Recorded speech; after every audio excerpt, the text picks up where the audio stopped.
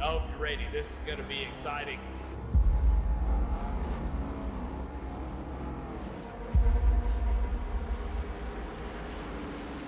Yeah, we got a couple restarts up to go. Green flag is out and we're underway.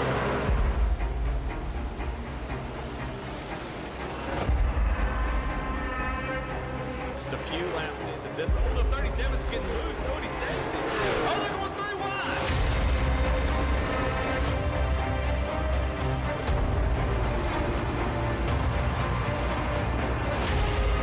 We've got a 5-way fight for the win of this race coming to 4 laps to go.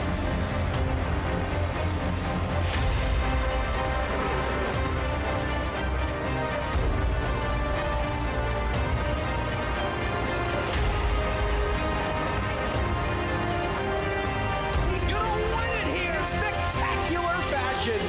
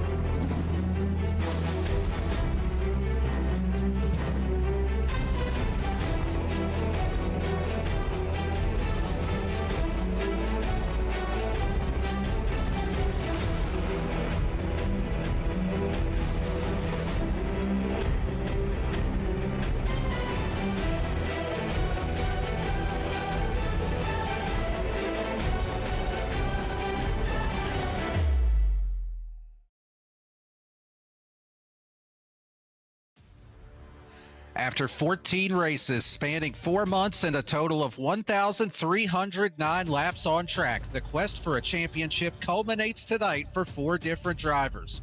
Patrick Drabick, Levi McCarty, Jonathan Cofield, and Michael Kostick enter tonight's event at Homestead Miami Speedway, racing heads up with the highest finisher taking home the championship. We have multiple race winners, very talented drivers, and deserving champions. And tonight we will crown that champion live right here on V-Speed. Thank you for tuning in and spending your Friday evening with us. My name's Daniel Cunningham, joined up here in the broadcast booth by Bradley Cooper, also running the production truck. And as always, those camera angles courtesy of Dougie Beard. Bradley, it's been a long season, taking us a bit to get here, but we are ready to go championship racing. And how are you feeling for this one tonight? Pretty good. I mean, watching this truck series evolve and the names of the drivers, you know, we watched Mark Whitley all season long have dominant performances, but he's out of the picture, missing too many races here, eliminated for the final 4. And so now it's down to Drabick, McCarty, Cofield, and Kostick. Those 4 drivers definitely have performed well all season long, so I'm interested to see who's going to get the best of each other in just a 100-lap shootout. Yeah, absolutely. 4 deserving drivers going at it here this evening, but they have got their qualifying runs finished up, and it's time to go ahead and hand out the final pole award of the season, presented by Jam Printing and Promotions. Since forming in 2013, Jam has contributed printing and promotional sponsorships to more than 60 local nonprofits, with a primary focus on organizations that assist veterans, women, and children. They've been with Goat Locker Racing since the very beginning, local and veteran certified. When they do well, they do good in the community. Starting on the pole, it's the Jam Printing and Promotions truck of Patrick Drabick, starting off his championship bid from P1 here this evening. Michael Kostick, another championship driver, to his outside in P2. Starting in third, another championship driver, Levi McCarty. Mike Browning rolling off in fourth. The fourth of our championship contenders, Jonathan Cofield, starts from P5 tonight, with Jake Ellingson rolling off in sixth. Seventh place is going to be Tyler Justice here this evening, and Jamie Barkis rolling off in P8. And it'll be Charles Abert in the ninth position, with Wesley Burke rounding out your top 10. 11th spot going to go to Jason Kristen. James Kaufman will start back in 12th. 13th to Brandon Wallace. Thaddeus Friel Jr., the impersonator, starting at 14th. James Goshen and Matt Knights will start in 16th. And rounding out your 18-car field, electing not to take a time, we have Michael Seymour and Chuck Pegleg Feltz in 18th. 18 trucks on the grid here this evening. You mentioned 100 laps on the board for this one here tonight. 4 sets of tires available. Those 2 green-white checker attempts as always. Fuel run going to be right at 50 laps, so have to stretch it a little bit long here to get it on one stop. But we are ready to fire off for the season finale at Homestead. Green flag is in the air, and we are underway for some championship racing.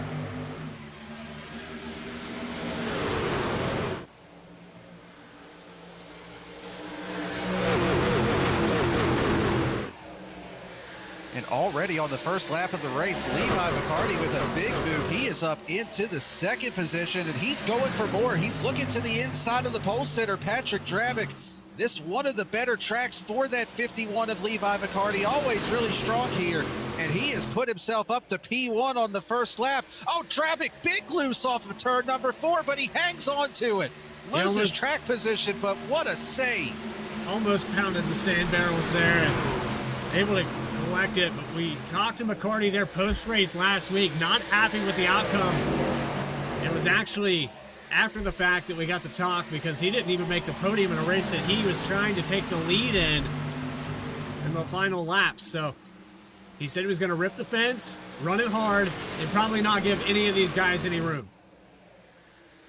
Well, so far, he's done a great job. He's already up to the lead here from starting out in P3 on the first lap.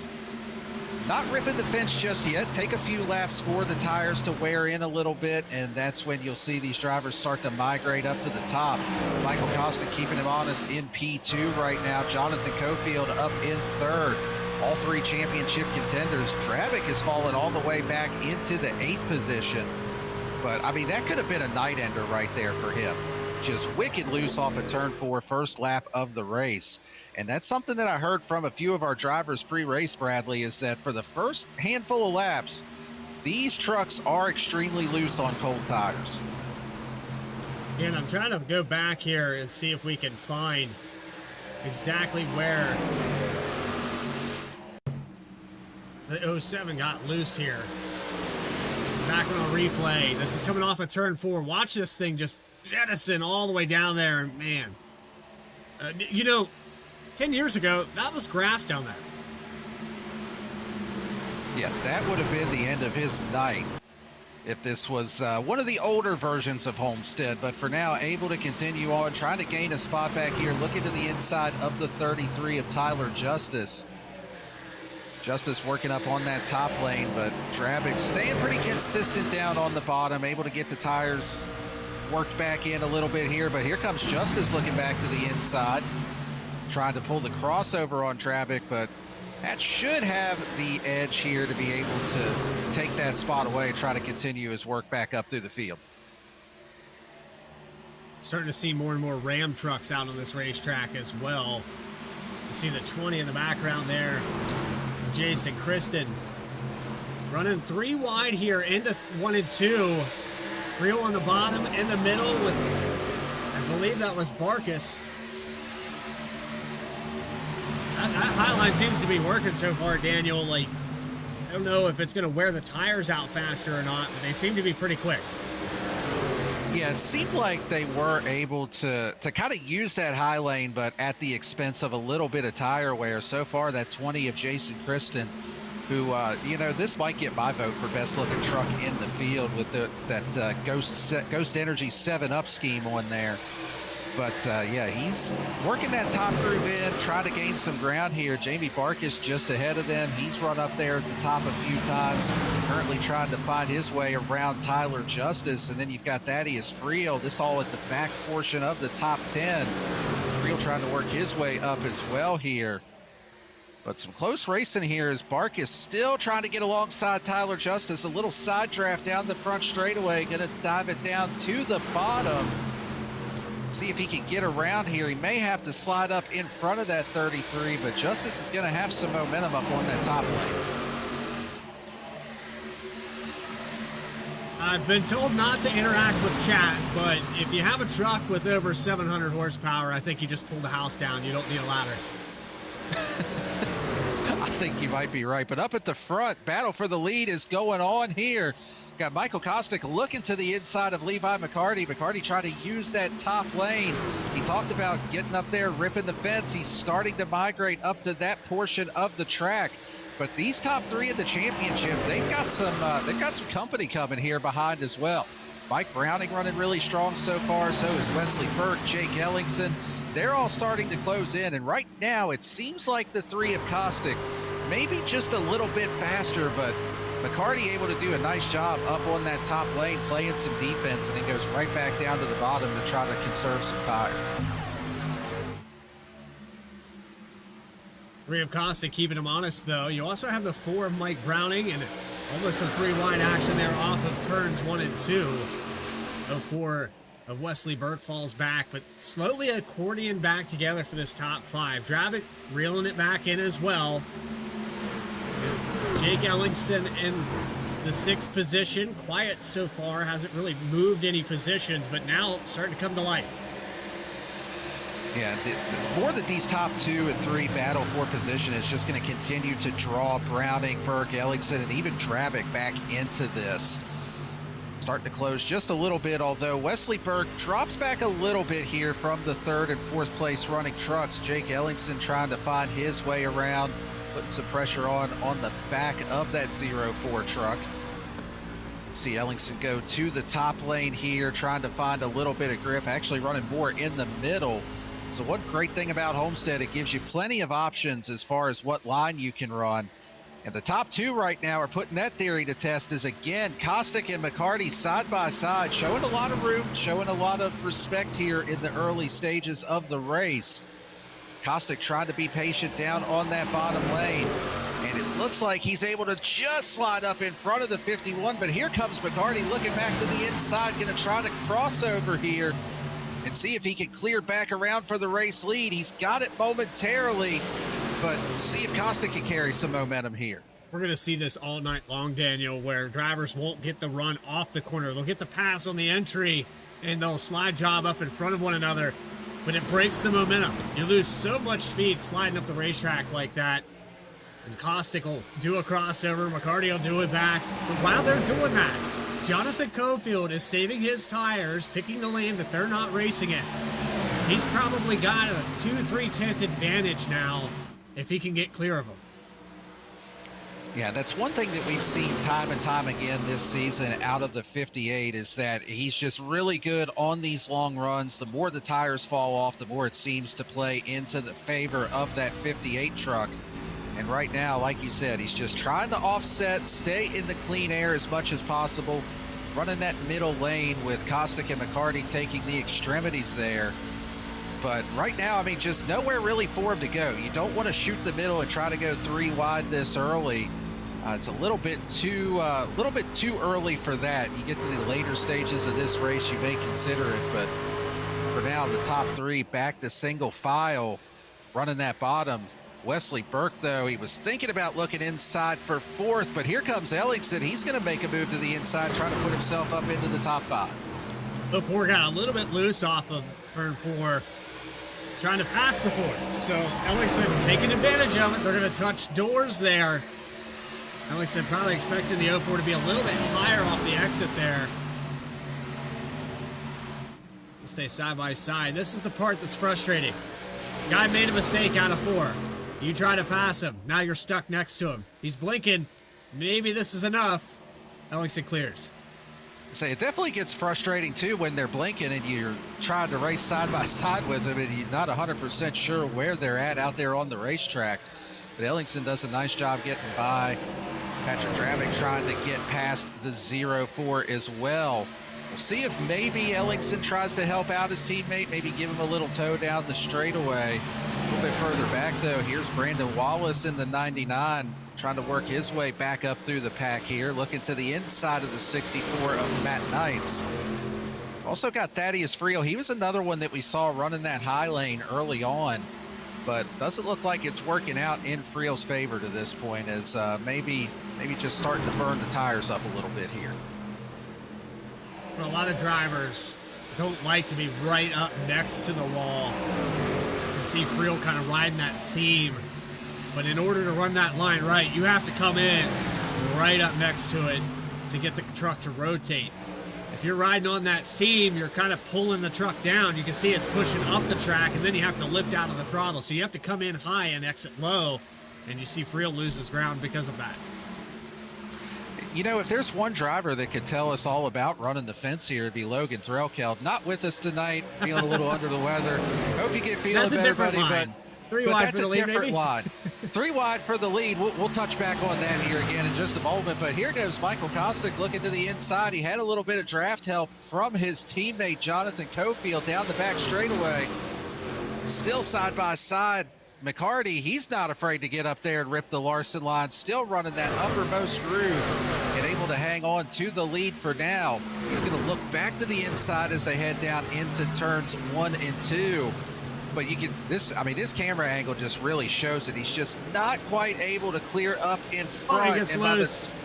By the time he gets there, that 51 just has such a huge head of steam that you can't really pull up in front of him. Otherwise, you're going to risk getting just absolutely steamrolled. But Kostick falls back in line in second.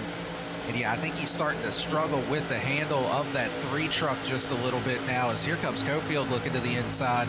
And these two teammates both racing for a championship, but given that they are teammates, I think you'll probably see a little bit less of a fight between the two. Well, another factor here, the weather is calm, so we don't really have a grip issue on that aspect, but as these trucks are running, the back end's getting a little bit lighter. And so that's going to affect the handling as well. It's going to be a little bit harder to hold the line off the exit. You don't have that back end trying to scoot out, so the front end's going to grip more and more, and you're going to pull that truck sideways. It's going to kind of transition into a loose truck by the end of this run. Yeah, and one thing that at least they aren't contending with is sometimes when you're racing at Homestead, you get that crosswind blowing across the track, and it'll upset the balance of the truck a little bit as well. But relatively calm on the wind side of it here this evening, but still see some of the drivers starting to struggle with grip a little bit here. As taking a look back at the back of the top 10, got the 20 of Jason Kristen still up running that top line in the number 20 truck. James Kaufman trying to work his way into the top 10 for the first time tonight. Yeah, Kristen, it is hurting him. I think he's running it pretty well for as old as these tires have gotten, and I think he's burned the right front off of it a little bit, but he is doing what I mentioned, where he's coming in higher and exiting lower.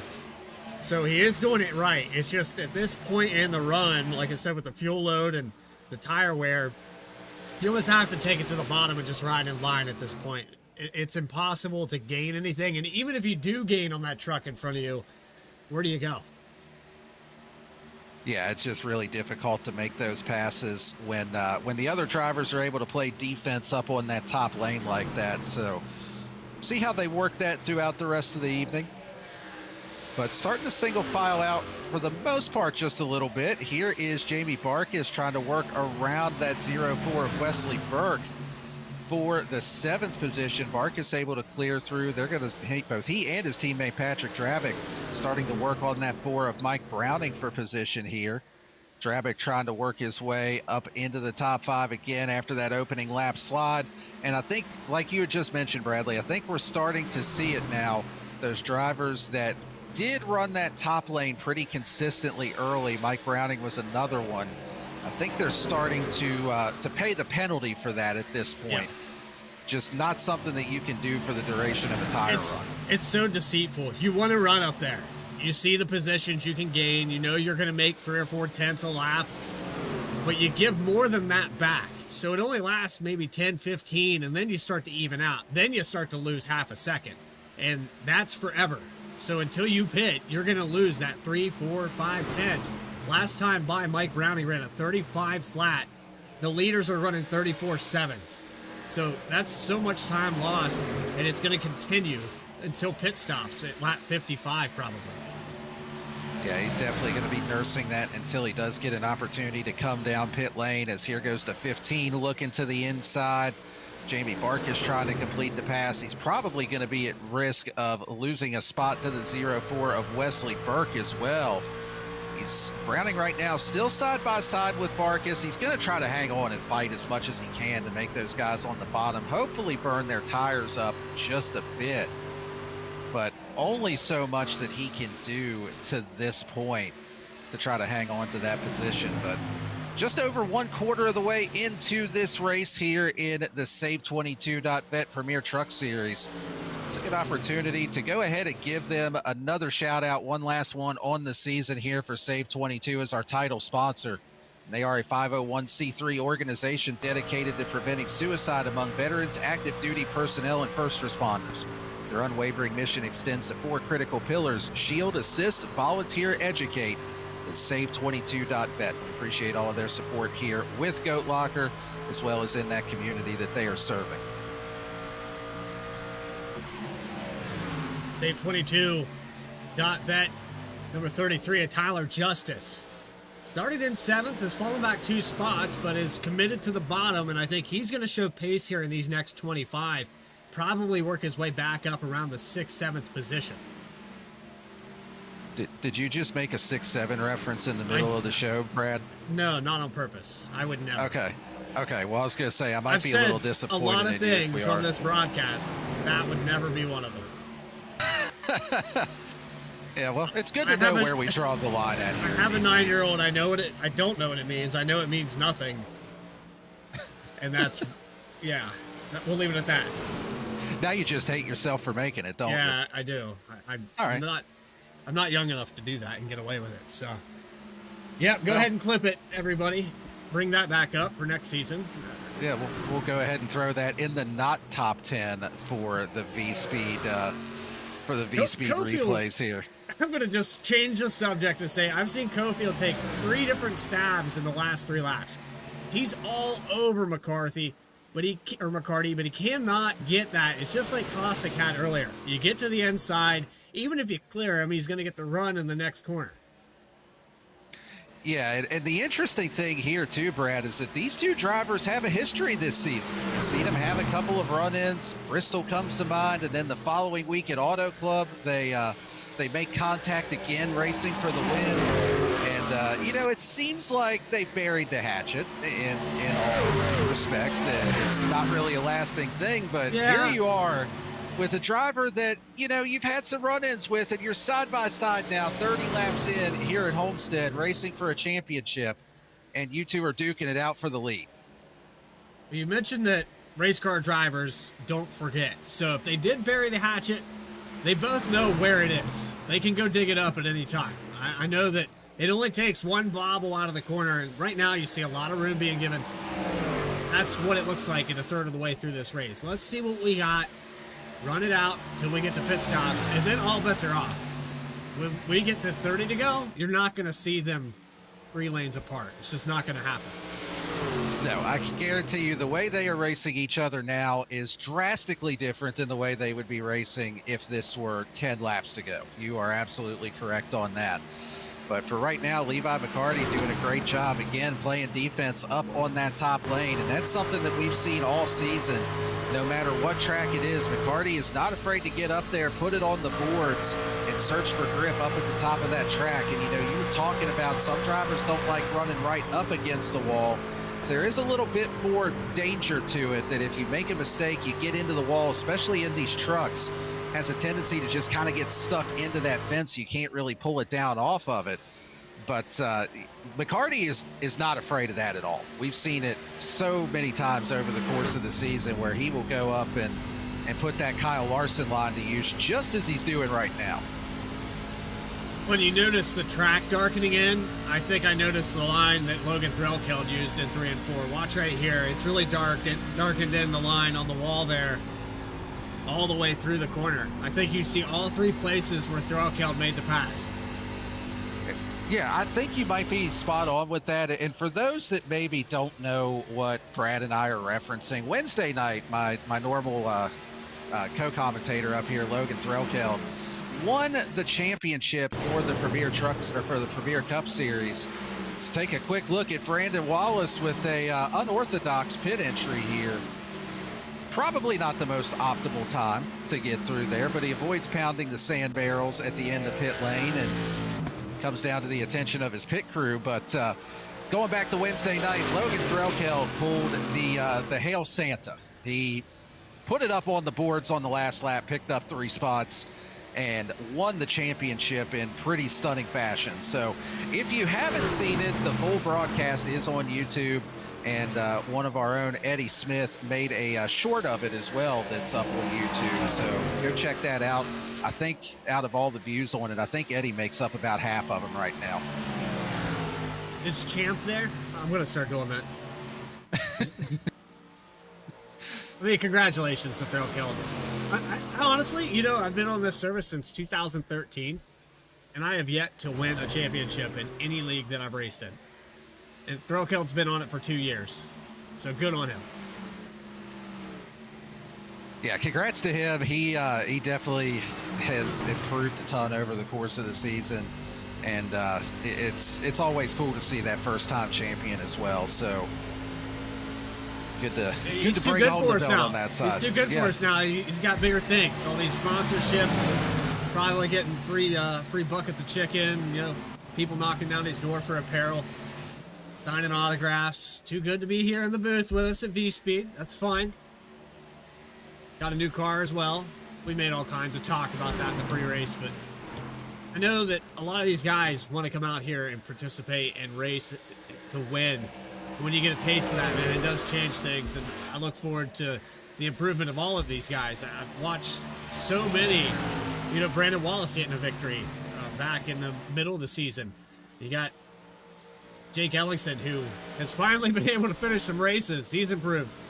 Patrick Drabick working his way back up through this field. Jamie Barkas, another name, and watch Tyler Justice kind of, as he gets loose, I'm going to take the camera off of him right now. Yeah, let's put the camera on somebody else after that slide as soon as you said his name. I mean, Wesley Burke, though, he's another one that has showed tremendous improvement over the course of the season. He is somebody that give him about another full season on the service, and he's going to be regularly contending for race wins and championships. Just kind of a matter of time before that happens. And yeah, I mean, I agree. As long as I've been in Goat Locker, I don't think the field has ever had this much talent in it. It's just been growing every season. The people that are here continue to get better, and it's just evidenced by how difficult it is to win in a lot of these races. So guys just continually getting better and going out and doing what they need to do. But you know, Logan, one thing I've noticed here, there's some drivers that are on a bit of an alternate strategy. We talked about you could potentially make it on one stop if you'll run right around 50 laps here this evening. But Mike Browning, Brandon Wallace, and Jason Kristen have all made their first stop of the night. Levi Bacardi is currently about a second and a half off of his fastest lap time. Most of the field anywhere from about a second and a half to second and 3/4 off their fastest lap time. So, I mean, I'm not sure that the extra pit stop is enough to net you a race win if this were to run out green to the end, but something that these drivers could be hoping for. I mean, Browning and Wallace, if this does run out green, maybe not necessarily Brandon Wallace with the big slide that he had, but Mike Browning with a clean exchange on pit road, if this cycles out green, he could have a pretty sizable lead on the field. I mean, he's putting down some really fast lap times. Yeah. And then all it takes is one well-timed caution to get him back on even tires with track position. Hey, look at the last lap times. He's about a second and a half faster than some of these trucks that are still out on the racetrack. You know, up in the top 5. Patrick Drabick ran a 35.1. It was a 33.7 for Browning. Now those tires are going to fall off and even out. He'll be on the flip side. When these drivers come down around lap 50, he'll have about 12, 13 laps on him. So they are going to catch him in reverse.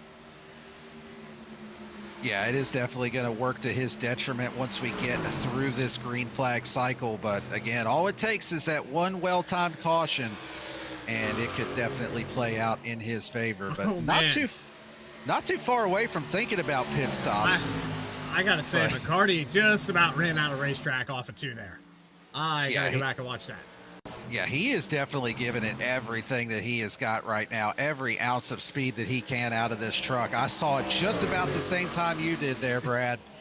And, you know, I know that the aero bubble that exists at like Homestead and Kansas doesn't really exist to that extent on iRacing, but this almost made me believe it was, because he never made contact with the wall. He never touched it, never scraped it, nothing.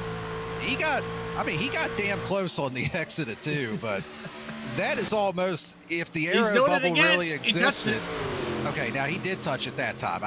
I'll go ahead and admit to that one, but right now they are getting ready to navigate with Mike Browning on the bottom here on those fresher tires. He's about to unlap himself the old-fashioned way, and this just goes to show you how much of an advantage those fresher tires are. And I mean, yeah, he is going to have a massive lead on the field when this cycles around green. So unlapping himself, will most likely take the net race lead once these drivers come down. Again, back to what you're saying with the timing. The total time on pit road is about 38.3 seconds. It was for Mike Browning. Some of these guys could probably do it at 38 or even in the 37s, but it's the matter of one stop, okay? We're talking about that amount of time is one lap around this racetrack. And McCarty's going to come down, match that time, could beat it, and then come out there a second faster.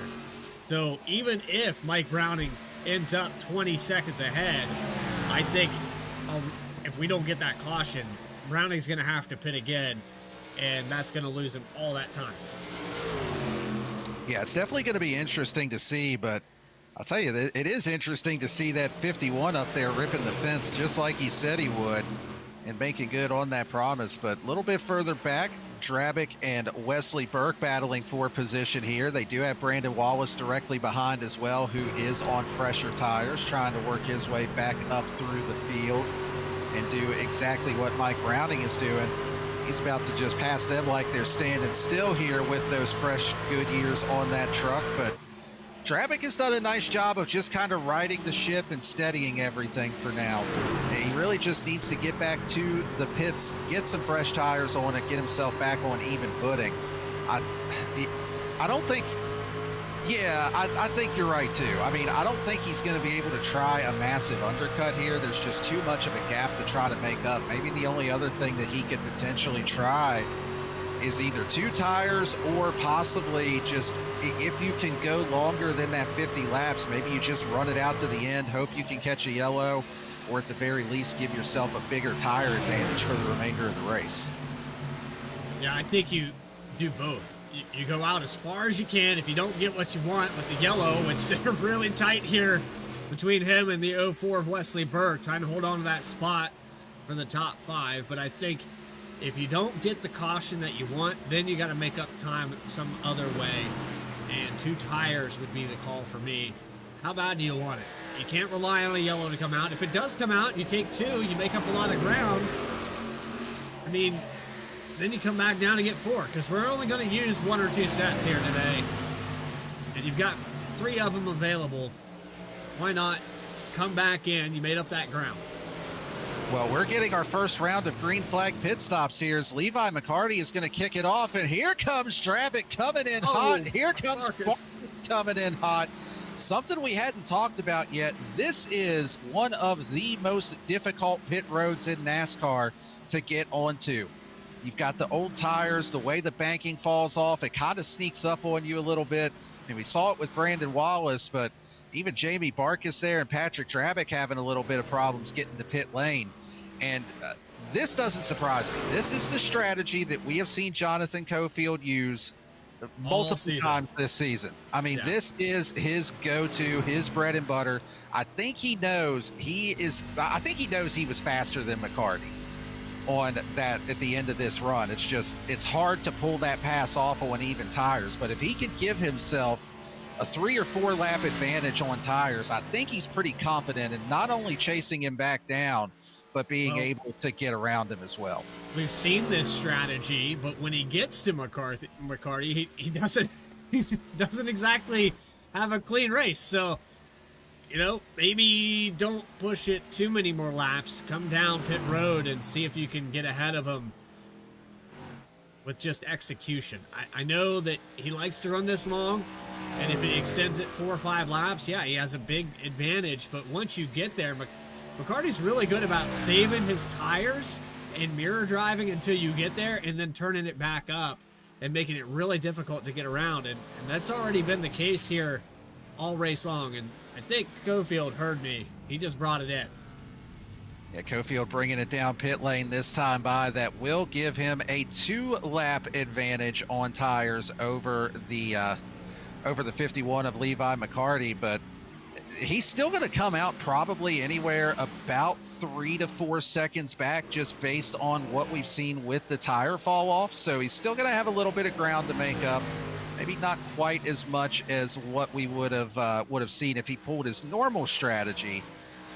But we'll see how this shakes out here as McCarty working his way through turns 3 and 4. See Chuck Phelps also on pit road. Michael Seymour getting ready to bring it down pit lane here. It's a lot of ground lost. Yeah, here's Cofield trying to blend back out. And the other thing he's going to run into is he's going to get stuck behind this 64 truck of Matt Knight's, who is being a little bit ginger on the apron. And I think Cofield's trying to say, hey, buddy, I got to go. I've got a championship I'm chasing here. Yeah, but the time is lost. He lost probably 8/10 on the pit road compared. He came out around 3 seconds. Now it's 4. Yeah, he's about 5 seconds back now. And Matt Knights is actually spinning over in turns 3 and 4. He's able to get down to the inside of the track. No caution, but then there's contact with the 4 of Wesley Burke into the tire barriers, or into the sand barrels, rather. Tyler Justice and James Goshen having to take evasive action. Let's go back and check this out. 64, I mean, just wrecking loose on the new tires. He's trying to merge back up. And he drove right into the 04. yeah, I mean, just cleans out the 04 there. Tyler Justice does a great job to miss it. Wesley Burke, I think he's going to park it and call it a night after that. Travick barely misses it. 64 all the way down to the access road. And right here, he needs to keep it down there. He's got trucks to his outside. And that's unfortunate because Wesley Burke had been running up in the top 5 pretty much the entirety of the race. Burke got a black flag for an unsafe pit entry on that as well. Actually, I think the flag maybe? No, that was actually a race-controlled issue for, we'll call it unsportsmanlike conduct on the comms, is what we'll call that one. I probably would have lost mine, too. I think yeah, it's understandable, but it is a league rule, so I totally get it on both accounts there. But back to the action on track. We talked about this massive undercut that the 4 of Mike Browning was trying to pull off here. And, I mean, it's worked for him. Right now, he is about 3 seconds ahead of Levi McCarty. Jonathan Cofield running in third. He is about 7 seconds adrift of Mike Browning. Of course, Browning 22 laps in on his tires compared to 7 for McCarty and 5 for Jonathan Cofield. So, yeah, I mean, the tire deficit is pretty big there for the 4 truck. And, of course, as we documented, he's going to have to make another pit stop. But he just about got the caution that he was hoping for that was going to work out completely in his favor. Yeah, it brought the field back to him, but it does help with the track position. They're starting back in 5th spot here today. Watching Cofield here make up some ground, but because of that pit road exit, because of the execution on and off, he's going to have to drive this tire advantage a little bit harder. So it leads us right back to where we talked about. It's happened all season. When he gets to Levi McCarty, their tires are almost even. And to make up 4 seconds, he's got plenty of time to do it. This time by, looks like he's going to make up another couple tenths. By the time he gets there, though, what does he do? I mean, he's going to be kind of in the same ballpark that he was in earlier in this race. Yeah, it's going to be interesting to see how that plays out between the 2 of them because, like you said, they've had run-ins quite literally this season. They've had some, we'll say, verbal spars in the Discord, which have, I'll be honest, been pretty entertaining to watch. And at the end of the day, the rivalries give us storylines, so I'm here for it. And we'll see how it plays out between the 2 of them. I mean, Cofield's already cut quite a bit of that gap out. The gap was just about 5 seconds at the end of the pit cycle. Cofield now about 3.5 seconds back. So he's making some pretty good ground here, but again, it's all going to come down to, like you said, how much tire does he burn up to get there? How much tire is McCarty saving? And how will that balance out? But just over halfway here in this one, I want to go ahead and give a shout out to another one of our league sponsors that we've got here, and that is the GLR Pit Crew. And the GLR Pit Crew program is a monthly giving initiative designed to provide consistent, meaningful support in our fight against PTSD, mental health struggles, and suicide in the veteran and first responder community. When you join, you're not just making a donation, you're joining part of a team, and that is the team that keeps this mission moving forward. To learn more or join today, you can visit goatlockerracing.org and click on the Pit Crew banner. But while we have just a moment here, the field's just a little bit strung out. We're going to throw it to a quick commercial break, let you hear from a couple of our league sponsors. We'll be right back with you for the conclusion of this one from Homestead.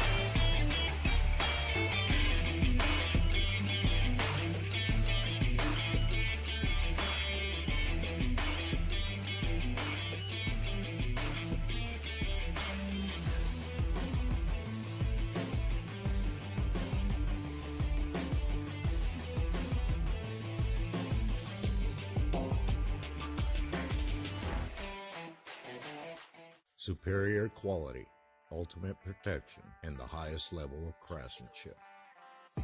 We make our gloves for the hard worker that wakes up every morning and gives 110%.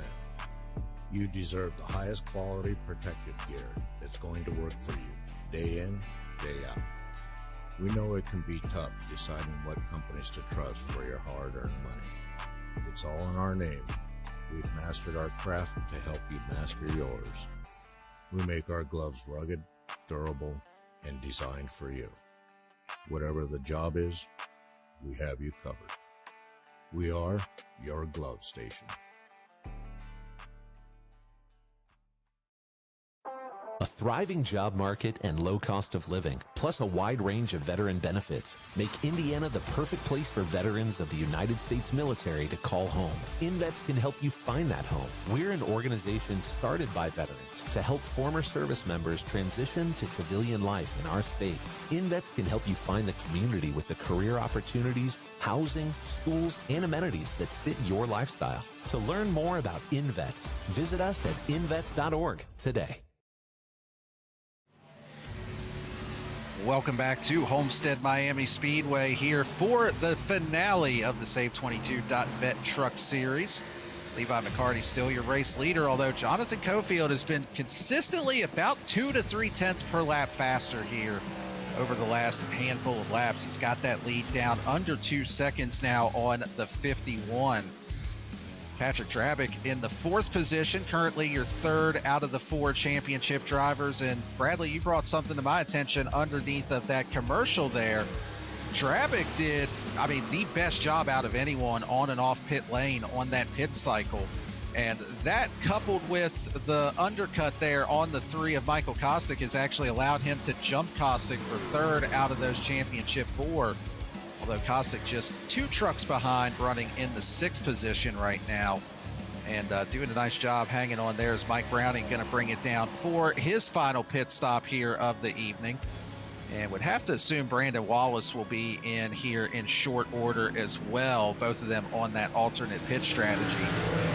One other driver I want to give a shout out here too is that guy that's currently running in the 8th position. That's the 7 of Charles Abert.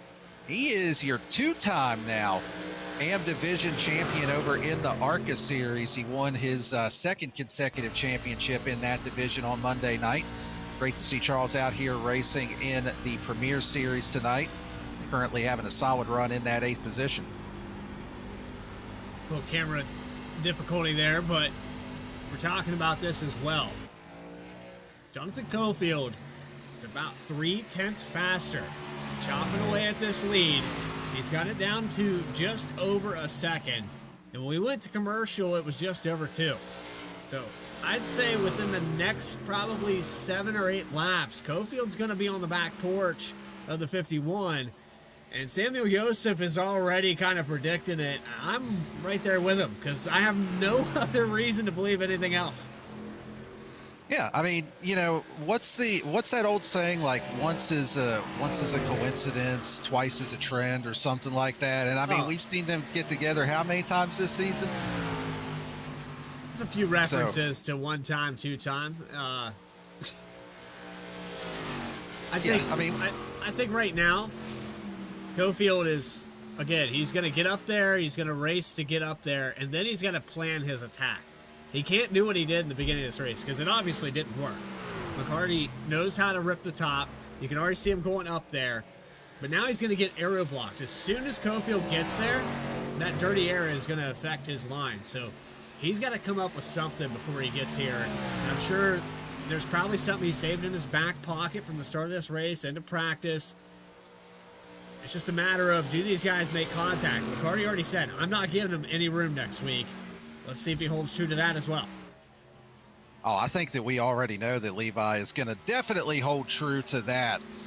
He doesn't mind playing the black hat role here in Goat Locker. He runs that 51, kind of like Kyle Busch in the Truck Series did with KBM, and he kind of playing into that Kyle Busch role here with some of the war of words that we see and things of that nature. But the battle for 3rd in the championship is heating up. Michael Kostick looking to the inside of the 07 of Patrick Drabick.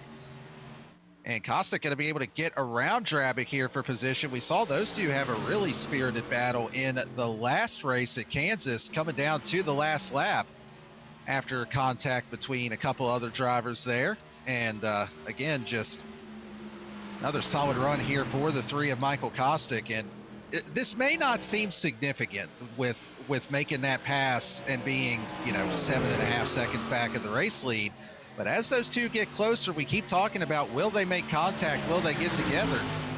I mean, 3rd place might be where you want to be at as we get down to the latter stages of this race. And we've seen that not only in this series, but also over in like our ARCA series. It's happened a few times. But I'm going to tell you what, Levi McCarty has gotten caught in pretty quick fashion here. And if he can hang on for 27 laps without a caution or without something, he did it last week at Kansas. It's going to be a hell of a battle if he can hang on to it. He's doing everything he can, taking away the line from Cofield. Saw him running the bottom. But what's awesome, and this isn't scripted, as much as we would love it to be, there's no script here in Goat Locker. So the top 4 in the championship are the top 4 on the racetrack right now. And as you mentioned, 3rd place might be where you want to be. But I guarantee you, if Patrick Drabick and Michael Kostick see that these two got together and they reel them in from 7 seconds back, I think Drabick's going to find another gear and push the issue with Kostick. Yeah, Drabick definitely wants to keep Kostick within shouting distance just in case something does happen between these top 2. And that battle is now on as Cofield is right there. I've seen him start to move around a little bit more. That is Cofield in the 58 truck. He's really trying to find some clean air. McCarty now running that top groove. Cofield looking on the bottom. This is one of the better runs that I've seen him get on the bottom compared to the 51 of McCarty. But McCarty doing a nice job. He needs to get up there and try to side draft if he's going to try to pull that momentum back on the straightaway, but not getting aggressive with the side drafting just yet. I think he's going to wait and see if maybe McCarty makes a mistake up there on the top side in a little bobble, but still not quite able to get clear. McCarty says, I'll get a little aggressive with the side draft. He puts it down on the door, but get down into 1 and 2. Cofield doesn't quite hit the bottom like we've been seeing. Running half a lane up, and I was talking about that back pocket. Seems like he knows that that's a little bit quicker to be a half a lane up, and McCarty's going to give it to him, ripping the fence. Another half a lane approach here from the 58. I think he's going to clear him here. Oh, Bobbo out of the 51. McCarty got into the wall. That might be all Cofield needs. Put the 58 up to the lead. But McCarty is not going to go away quietly. We'll see if he tries to send it down here into 1 and 2. He kind of follows in line. Cofield maybe doing a little bit of mirror driving here, trying to keep that dirty air on the 51. That might be everything he needed to try to pull away for this championship. They don't get together. The 58 gets by. And with just over 20 laps to go, McCarty has to find a new line. We have everybody in the chat saying where the grip is, but right now, if you're McCarty, there's no grip up there. You've been running it all night, and that dirty air off the exit is hurting him.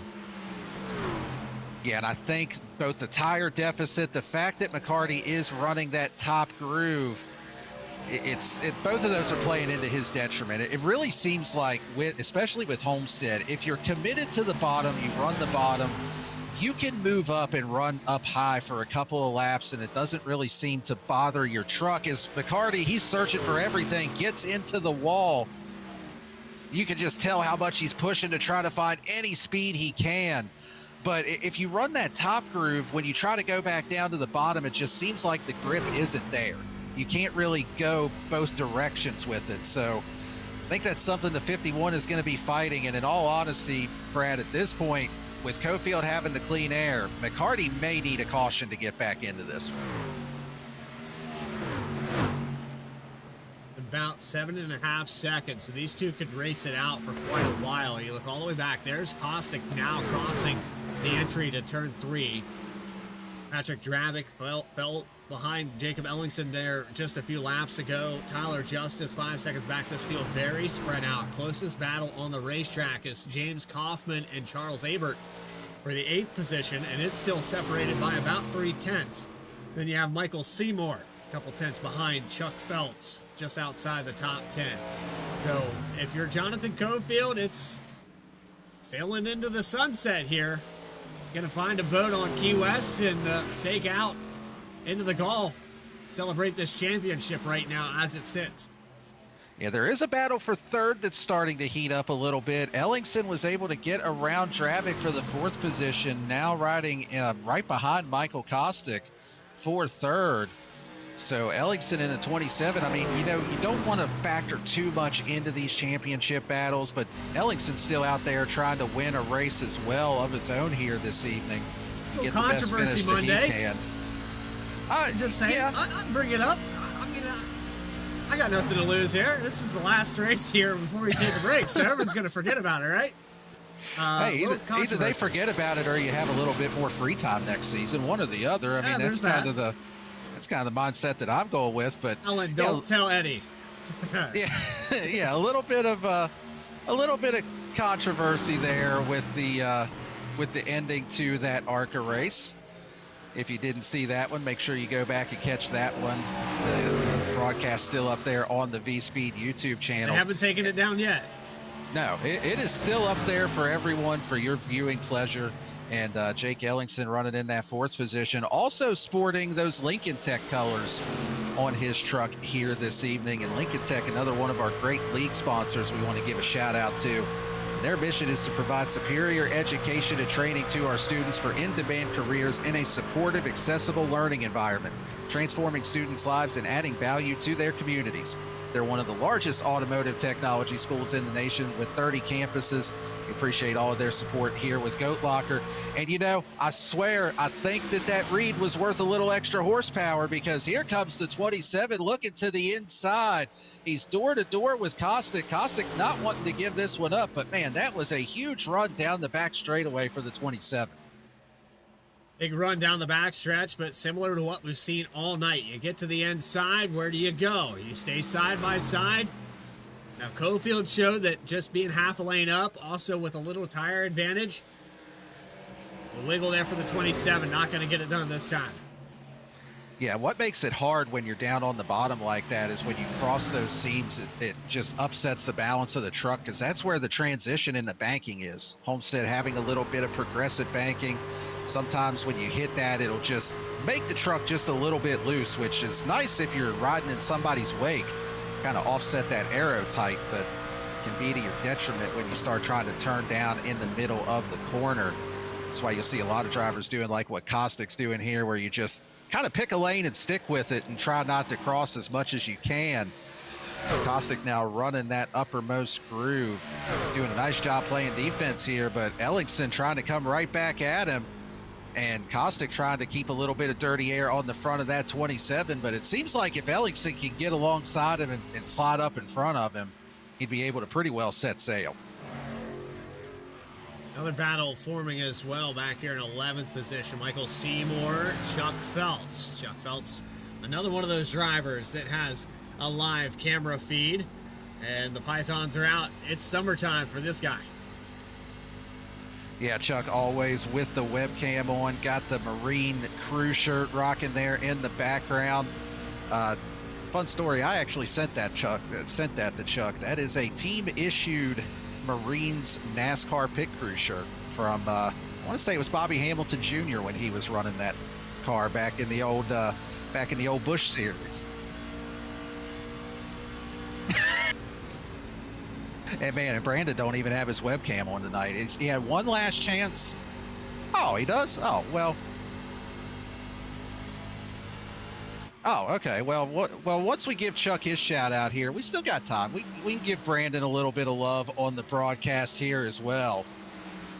Where we got Bubba running at here? Running just behind Jonathan Cofield, trying to get one of his 2 laps back the old-fashioned way. And what's that thing say on? I was hoping for I think it says I was hoping for a battle of wits, but you seem to be unarmed. I'm pretty sure it's at least something to that effect. If I'm right, he'll give me. No, I didn't buy that one. I don't know who bought that one for him, but that's actually if that's what it is, I like that. Yeah, I'm pretty sure. Yeah. I at least got the gist of it. That's the important part. He might want to focus on the track, though, instead of messing with us on the broadcast. The last thing we need is the Cody Ware caution here with 10 to go. Oh, man. It's always a good time up here in the booth. This is, surprisingly, for all the things that have happened here, and I know I've said a couple of times I might get a free week or whatever on Mondays and Fridays. I do enjoy. I look forward to these shows, and it's mainly just the chemistry that we have up in the booth. And, if you can't make fun of yourself and laugh at yourself every now and then, you really don't have any grounds to laugh at other people. And so I have no shortage of that every week. I just want everybody to know that in the pre-race, I get made fun of just as much as I do in the live setting. So it happens all the time, and I wouldn't have it any other way. It's something that's just, it breaks the norm. And it makes this battle on the racetrack that much more fun, because one of those guys that comes up here and gives it to me is giving it to Michael Caustic right now. A little door touch out of 2. Yeah, these two are absolutely going at it side by side. We saw the door bang down the back straightaway. Jonathan Cofield maybe just thinking to his teammate, good Lord, just let him go. Last thing I want here is a caution inside of 10 to go. But Caustic got his own race that he's trying to run, as does Jake Ellingson. This battle for third, 10 seconds behind your race leader.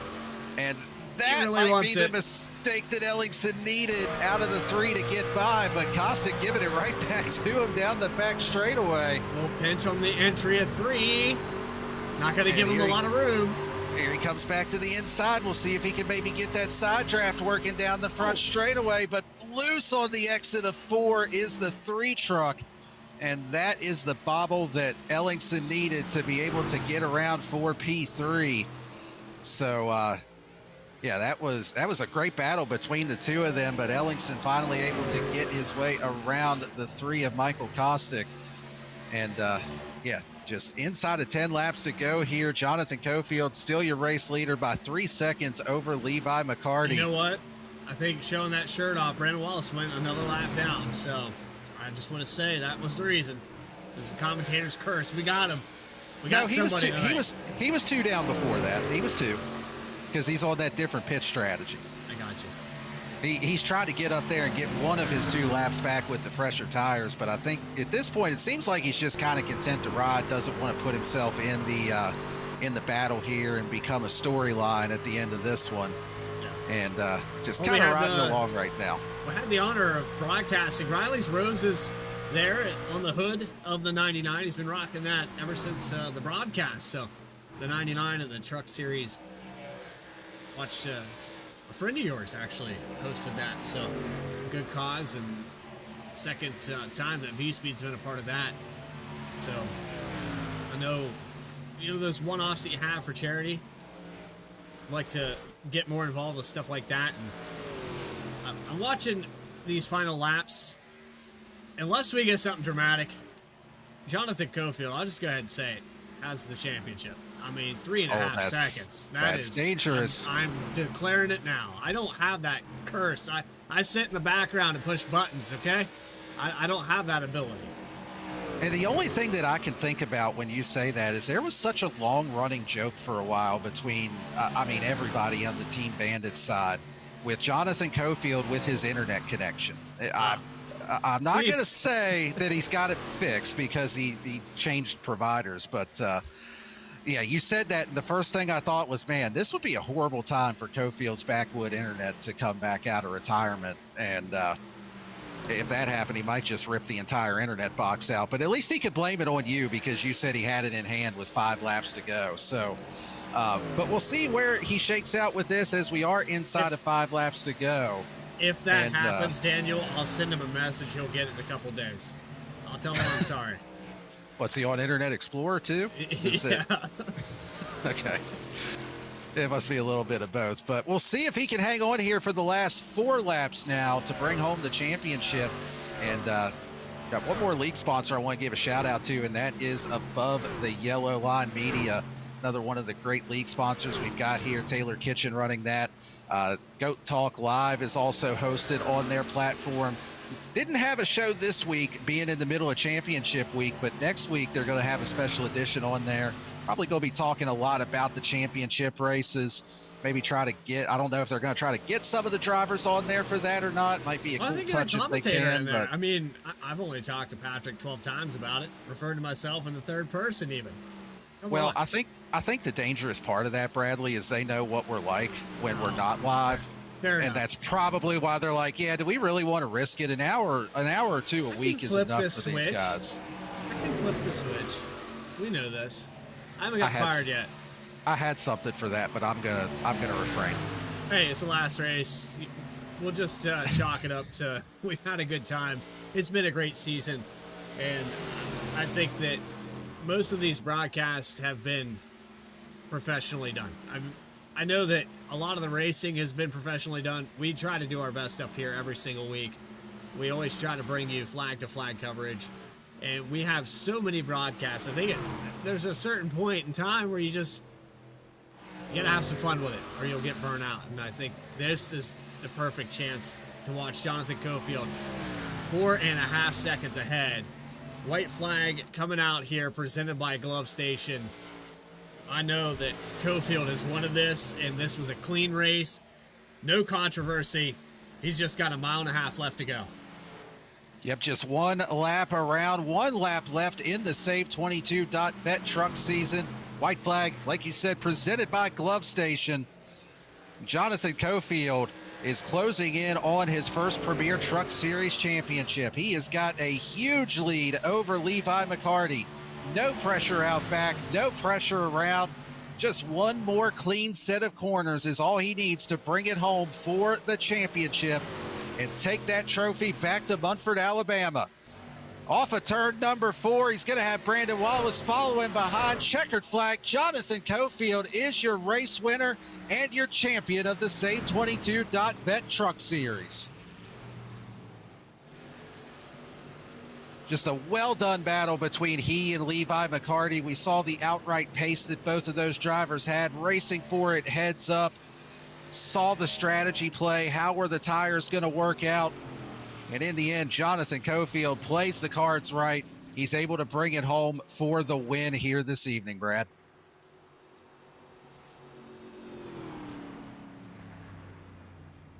Coming back here on the front stretch to burn it down. Well-deserved. We've seen so many times that he's pulled this strategy and tried to get a race win, and it finally worked out for him tonight. Congratulations to the 58. Mark Cofield, hell yeah in the chat. Bandits all around. Everybody happy about what just happened in the 58. But shout out to Levi McCarty and what he did. Michael Kostick, Patrick Dravick, to make it into the Final Four. You go back to the beginning of this season, it was so competitive. The average I rating in this league was over 3,000. So to get a championship here, it means so much. Yeah, it absolutely does. And Cofield definitely earned this one. I know he kind of beat himself up over the season for some lost opportunities, races he felt like he could have had, maybe should have had. But he gets the one that matters, and that is the championship race here tonight in Homestead.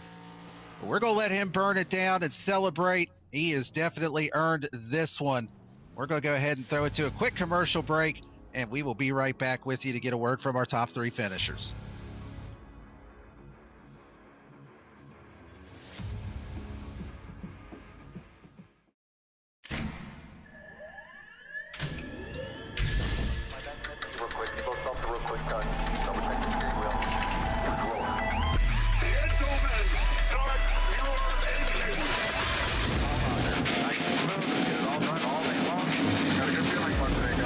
Donnie Kite's gonna get through it all and score his first career win in the Saturday Night Racing League Cup Series. What a finish! Too little, too late from behind, and Sebastian Marin, your first repeat top split winner of the qualifying series. I knew it was just a matter of time when Hunter Sr. is victorious. Josh Adams taking the win at Iowa. Juicy Spider Motorsports takes home the 1-2-3 finish.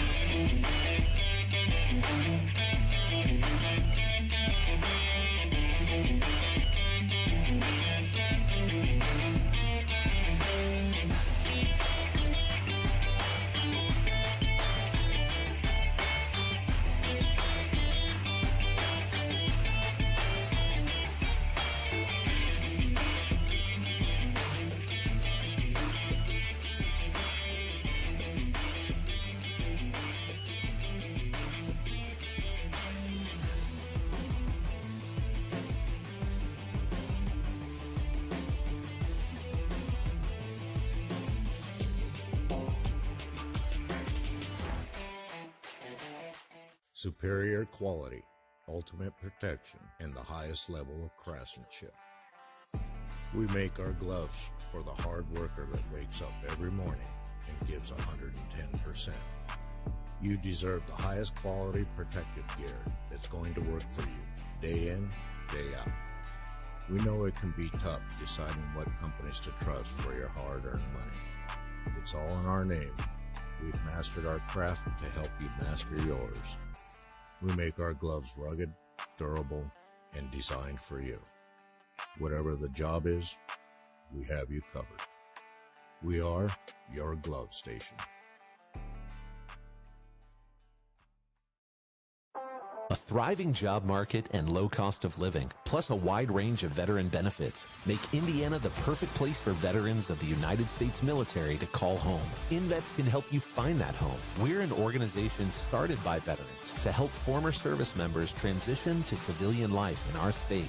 InVets can help you find the community with the career opportunities, housing, schools, and amenities that fit your lifestyle. To learn more about InVets, visit us at invets.org today.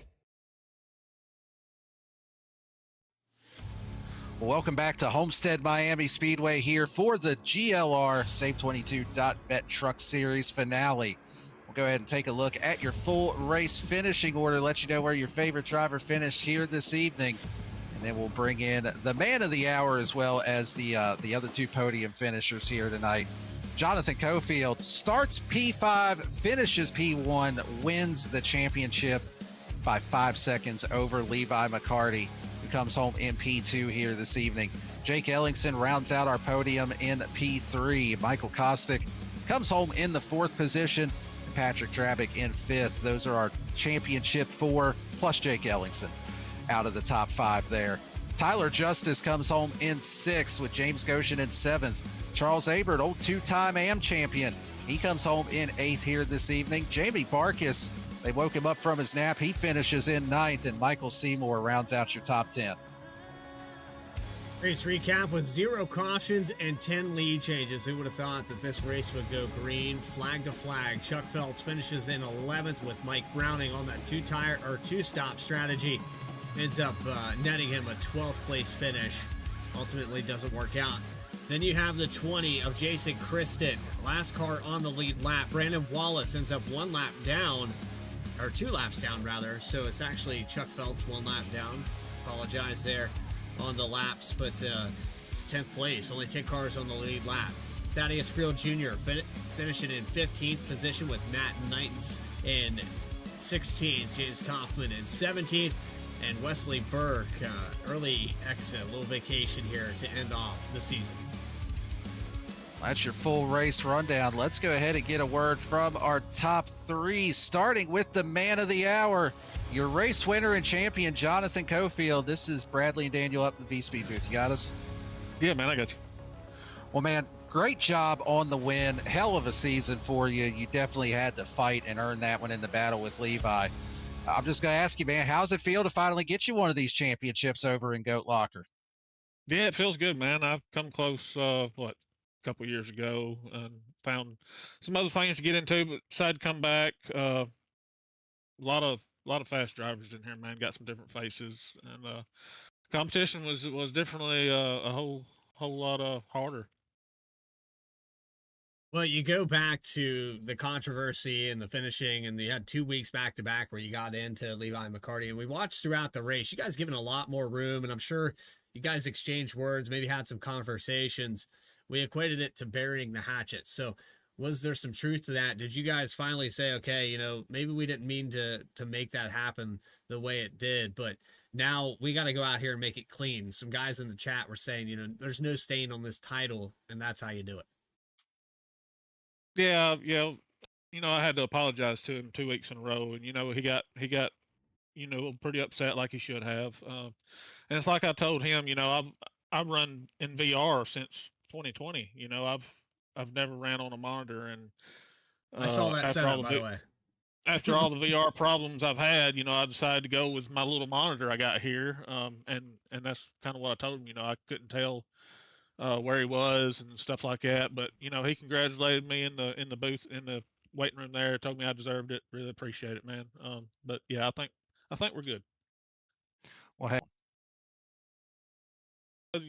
V Speed, really appreciate y'all. Bradley Cooper, really good to hear your voice, man. And Daniel, of course, man, good friend of mine. Really appreciate y'all doing the broadcast. Can't wait to go back and watch this one. Lincoln Tech, SAVE22, of course, on the window of the truck. Really appreciate everything they do, man. Such a great thing they got going there. Indiana Department of Affairs, NVETS, ATYL. Really love getting on there and watching the goat talk, even though I don't type as much as others do. But I like to see what they got to say. Hopefully we give them something to talk about next week. And all my teammates at Bandits, everything they do, really glad Kostick was in there with us. He I don't know if he burnt his stuff up or what, but truck was really loose tonight, man, off the corner. And that's what I was telling Levi after that pit stop, man. I was really babying it, just trying everything I could not to spin the rears. And for a minute there, I didn't think I was going to run him down.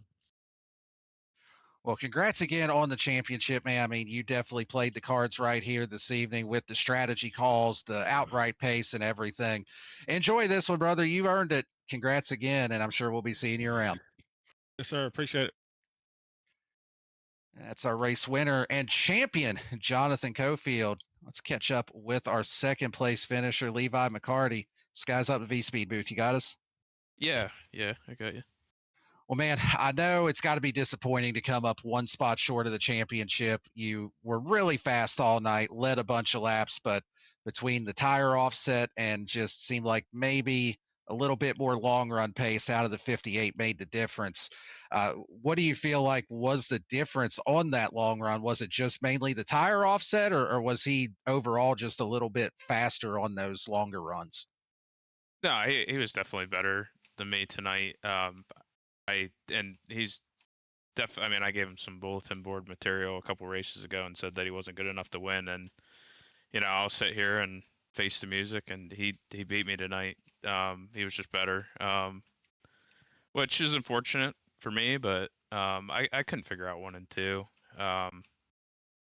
He was running like up a lane, and I couldn't get the throttle down in the middle of the corner where I needed to keep the right rear tire on it, and he got up to me there, and I got up to the high side and tried to defend all I could, and I knew it was going to be a lost cause, and my only hope was going to be a caution. Didn't get it tonight. When you look at all the podiums, all the race wins, all the statistics that led you to this point to compete for this championship, you got to feel pretty good. I mean, coming into this race, you knew what was ahead of you. You led 2/3 of it pretty much. And this racetrack, ripping the fence, you stuck true to your word. You knew your line. You knew what you were going to do. The approach, though, this track ever changing, how did you feel after the halfway mark compared to what you felt in the first half of the race? Yeah, like I just couldn't figure it out. I guess you needed to run that middle-ish, or I guess it would be considered up a lane and 1 and 2 to conserve the tire correctly. And some of these guys have spotters, and maybe I'll reevaluate and try to find somebody that is patient enough to spot me. But that kind of information would have been nice to have, like at the beginning of the run when I have like a 4.5 second gap, and someone that can get in my ear and be like, okay, he's running here, here's what he's doing, and then I could make the adjustment on the fly. But just seeing that time eat away and seeing the laps just kind of hang around, it is kind of a disheartening feeling as it was winding down towards when he caught me there. Well, still, I know how much it stings. I've been in quite a few championship fours myself, and never quite able to seal the deal on those. I'm waiting for somebody to make me a Denny Hamlin paint scheme, I guess, because of that. But well, they can make me one too. But I know how much it sucks, man. I've been there, come close a few times, so I know exactly how you're feeling with that. But you've definitely shown a ton of pace this season, not only just in this series, but in all the series here within Goat Locker.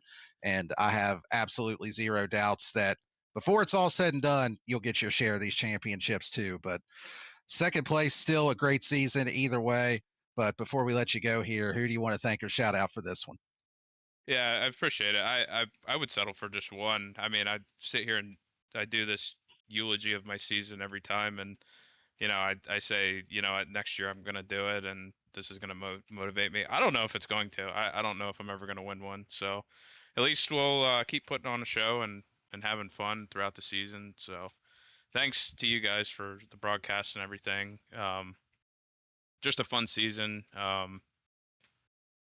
Jam Printing and Promotions, SAVE22 for putting on the series, Alexander PCs, Cruising Classics, and GTR Simulators. There you have it from second place, Levi McCarty. Again, congrats on an overall great season. I'm sure we'll be seeing you around. Thanks, guys. And that was our runner up here on the evening. And let's go ahead and grab. I'm ready. I don't think I'm prepared. You don't think you're prepared for this next interview? I don't think I am. Did this guy finish the race? He did indeed finish a race. The third man on the podium, Jake Ellingson. I said we had the championship 4 plus Jake up there in the top 5 here tonight. Man, I mean, still, I know this wasn't the season overall you were looking for. And it seemed like you had a black cloud following you around everywhere you went, and that wasn't even due to the commentators. But, I mean, you started to turn it around there at the end of the season, string some good finishes together. Does it give you any kind of consolation that you did kind of get things righted as the season went? Well, man, pretty much boiled down to is like I need to take a step back and realize what I'm racing for. So I just had to get back to the basics with things, and that's when everything started to fall into place. And hell, for the final race of the season, I'll take my best finish. You go back to the start of this race and how you got guys that are in that championship 4, and I brought it up tonight. I just want you to know, Jake, and you called it net code. We called it up in the booth as, just unfortunate circumstances, but there was a lot happening there Monday. So when you're up here with these guys in this Final 4, you're not cutting them any slack. You're out here to win a race. You're out here to get a position. How do you feel personally to go out here and race and mix it up? Oh, I don't give a damn if you're in the championship. I'm here to race and to have fun. And if you don't like it, then the gas pedal's on the right and push it a little bit harder to get around me. And that's what it boils down to. I'll always give the respect that that's given to me, on track, and yeah, we'll just leave it at that. Well, I mean, you did a great job, though, over the course of the season, getting the ship righted, and maybe you can carry some of that momentum into the summer or carry it into the fall season, wherever you're going to be racing at next, and try to mount a better challenge here for the next one, but still a good way to finish up the season with a podium. And before we let you go, you're the last interview we're doing for the season. I ain't trying to put any pressure on you. At least your mic is actually working this time, knock on wood. You're the ambassador of the league right now because you got that admin role too. So the floor is yours for the final interview. Who are you thanking for this one? Well, first, for the summer series, I'm taking a huge step back. I'm doing back end stuff for the summer series. I need a huge break. I got a lot of family stuff going on, so I'm going to focus on that, and maybe I'll pop into a race or two during the summer series. But my focus is going to be on Wednesdays for Warrior Wednesdays. So make sure you guys check that out during the summer series, 8-week season. It's going to be amazing. But who do I got to thank? Definitely Lincoln Tech for putting their name on this number 27. Glad to have them on the car for the second season in a row. SAVE22 for sponsoring the truck series here. Amazing people. Then we got Indiana Department of Veterans Affairs, InVets, ATYL, Jam Printing Promotions, Alexander's PCs, Cruising Classics, GTR Simulators, MK Fire Design, SimMotion, Harpoon Design, Zach Graphics. And you want to know what? I got to thank Bradley Cooper for doing this production for both Mondays and Fridays, man. That guy, he gives it hell every single week. And you want to know what, Dan? You do an all right job, too. My wife tells me all the time I'm all right in small doses, so I can believe that. But you want to know what? The most important people I have to thank. I can't thank my beautiful daughters and my wonderful, beautiful wife to allow me to come out and have fun with you guys. I mean, it really does mean a lot to me to come out and support GLR and have fun with everybody. Lead with that next time, Jake. Lead with that next time. Absolutely not. You got to save the best for last, man. All right. Whatever you got to do, man. But I'm just saying, I've heard so many interviews up here in the booth, and every week I hear somebody thank their girlfriend, thank their wife. And I said, the first words out of your mouth should always be that, because they're listening, whether they're actually watching or not. They're listening all the time. Absolutely. Good words of wisdom there from Bradley. But yeah, congrats again, man. Solid run. I'm sure we'll be seeing you around here. All right, brother. Appreciate you guys a lot. Everybody have a good one. That's our third place finisher, Jake Ellingson. And that is going to do it for our post-race coverage. That's going to do it for our season, Bradley. I mean, it's been 4 months. We've been working together here on this Friday night series since we started back in January. And yeah, you don't have to put up with me anymore, man. That's got to be a very liberating feeling right now. No, I'm going to miss you in this off season, and congratulations on the first one. Hopefully leads to a couple more. I think you need 4 or 5 of them. And it's funny that you say that because My wife just walked in to hear you say on the live broadcast that you Excellent. hope that this one They're child always leads listening. to 4 or 5 more. I just said Proof it to Jake of Alex.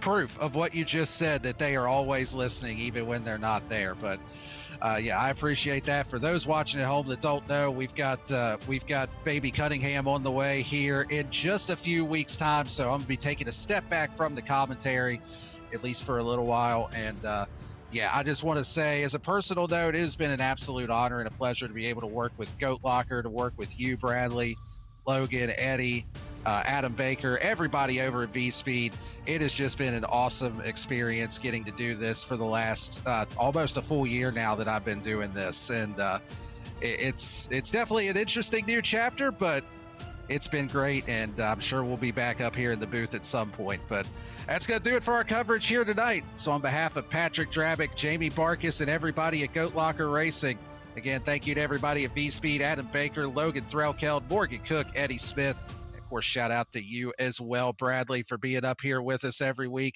Thank you to Dougie Beard for those camera angles. My name's Daniel Cunningham. Thank you to everybody out there that's tuned in and made us a part of your Friday evenings over these last 4 months. And until next time, good night, everyone.